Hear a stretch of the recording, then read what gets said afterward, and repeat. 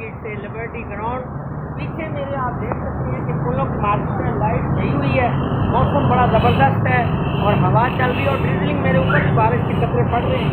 नाज़रीन, मौसम जिस तरह कल था, कल सूरत यकसा तौर पर 42 दर्जा हरारत था और अब इस वक्त बिल्कुल मौसम चेंज हो गया है और बारिश, अभी थोड़ी देर पहले आंधी थी, एक तूफ़ान था, डस्ट था और उसके बाद अब ये थमा है।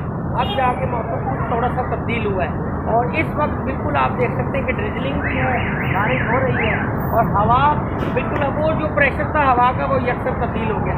नाज़रीन, आवाम लोगों ने सुख का सांस लिया है कि मौसम की ये तब्दीली अल्लाह का शुक्र है कि जिस तरीके से अब लाहौर में, मुझे तो ये प्री मानसून लगती है लेकिन अनएक्सपेक्टेडली जल्दी से ये प्रेडिक्शन होगी कि कबल वक्त होगा सूरत हाल। Over to camera man.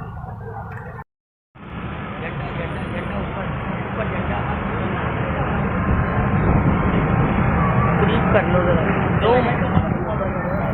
यही कमाल होता डायरेक्टर। हाँ, फिर वो लेयर देखें नीचे 15, इसको कैप्चर करना।